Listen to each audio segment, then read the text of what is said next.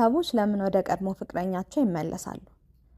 ተለያይተን ረጅም ጊዜ አልፎናል፣ ግን አሁንም እንደገና እንድንጀምር እፈልጋለሁ። ሌላ ሰው አገኘሁ፣ ነገር ግን አሁንም ወደ ቀድሞ ፍቅረኛዬ መመለስ እፈልጋለሁ። ለምን እንደገና ወደ እሷ መመለስ እንደምፈልግ አላውቅም። ይህ ከተለያዩ በኋላ ወደ ቀድሞ ፍቅረኛ መመለስ በዘመናችን በጣም እየተለመደ የመጣ ሁኔታ ነው። አንዳንድ ጥናቶች እንደሚያሳዩት በዓለም አቀፍ ደረጃ ከ40 እስከ 50% የሚሆኑ ሰዎች ቢያንስ አንድ ጊዜ ወደ ቀድሞ ፍቅረኛቸው ተመልሰዋል። ግን ለምን? ከስነ ልቦና አንጻር ሰዎች ወደ ቀድሞ ፍቅረኛቸው እንዲመለሱ የሚያደርጓቸው 7 ዋና ዋና ምክንያቶች እነሆ። እንደዚህ አይነት ቪዲዮ እንዲደርሳችሁ ይህንን ቻናል ሰብስክራይብ አድርጉ። እንዲሁም ይህንን ቪዲዮ ላይክ እና ሼር በማድረግ ድጋፋችሁን አሳዩን። አንደኛ፣ መርጦ ማስታወስ ሴሌክቲቭ ሜሞሪ። አእምሯችን ጥሩ ትውስታዎችን ያስታውሰናል፣ መጥፎችን ደግሞ ይደብቃል። ከተለያዩ በኋላ ያን ጥሩ ጊዜ ብቻ እናስታውሳለን። የተጣሉበትን ጊዜ፣ ግጭቶችን፣ ስሜታዊ ህመሙን እንረሳለን። ይህ የነበረን የፍቅር ግንኙነት በወቅቱ ካሰብነው በላይ የተሻለ እንዲመስለን ያደርጋል። ምናልባት ግን እውነታው እርሱ ላይሆን ይችላል። ሁለተኛ፣ የብቸኝነት ፍርሃት ወይም ፊር ኦፍ ሎንሊነስ። ሰዎች ከተለያዩ በኋላ ብቸኝነት ሲሰማቸው ከማንም ጋር ካለመሆን ይልቅ ከቀድሞ ፍቅረኛዬ ጋር መሆን ይሻላል ብለው ያስባሉ። ይህም ብቸኝነት ወደ ጎጂ ውሳኔ ያመራቸዋል።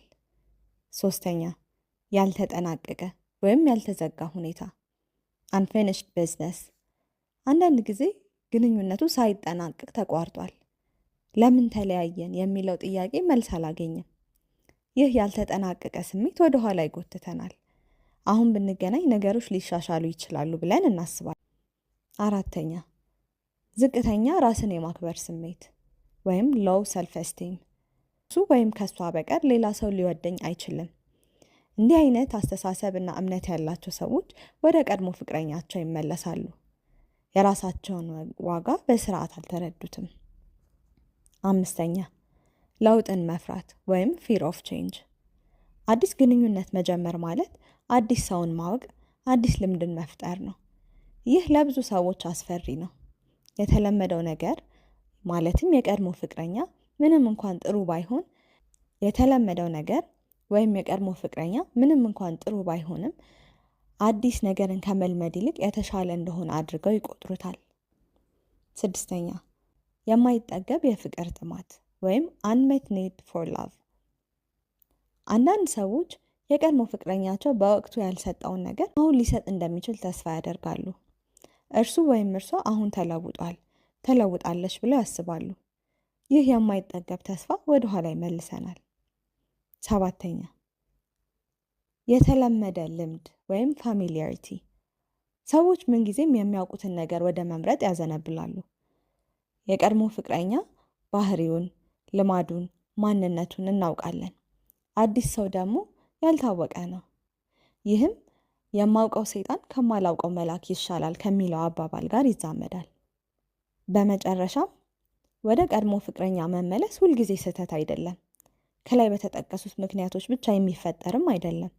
አንዳንድ ጊዜ በግንኙነት ውስጥ ሳለን ካለመብሰል፣ ካለማስተዋልና ካለማመዛዘን የምንወስዳቸው እርምጃዎች መፍረስ ያልነበረበትን የፍቅር ህይወታችንን ያበላሹታል።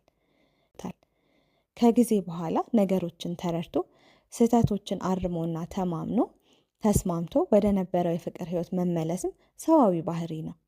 ተመልሰውም ስኬታማ የፍቅር ግንኙነት ገንብተው ለብዙ ሰዎች አርአያ የሚሆን ህይወትን የመሩ ሰዎችን እናውቃለን። ነገር ግን ይህ ለሁሉም ሰው ይሆናል ማለት አይደለም። ከመመለሳችሁ በፊት ቆም ብላችሁ አስቡ። የነበራችሁን ግንኙነት ፈትሹ፣ ገምግሙት። ራሳችሁን እነዚህን ጥያቄዎች ጠይቁ። አንደኛ፣ ለምን ተለያየን? በመካከላችን የነበረውስ ችግር ተፈቷል ወይ? ሁለተኛ፣ እኔስ ተለውጫለሁ? እርሱ ወይም እርሷስ ተለውጧል? ሶስተኛ፣ ወደ ኋላ የምመለሰው በፍቅር ነው ወይስ በብቸኝነት ፍርሃት? ወይስ አማራጭ በማጣት? ወይስ በሰዎች ጫና? ወይስ ሌላ ምክንያት አለኝ? አራተኛ፣ በመጨረሻም ይህ ግንኙነት በእውነት ሁለተኛ ዕድል ይገባዋል? ለእነዚህ ጥያቄዎች የሰጣችኋቸው መልሶች ግልጽ ካልሆኑ ለመመለስ አትቸኩሉ። ዳግም ስህተት ከመስራታችሁ በፊት ቆም ብላችሁ አስቡ። በህይወታችሁ ውስጥ ብመለስበት ብላችሁ የምታስቡት የፍቅር ህይወት አሳልፋችኋል? ምን ይሰማችኋል? እስቲ ሀሳባችሁን ከዚህ በታች በኮሜንት አስቀምጡልን። በቀጣይ እንደዚህ አይነት ቪዲዮ እስከምንገናኝ ድረስ መልካም ጊዜ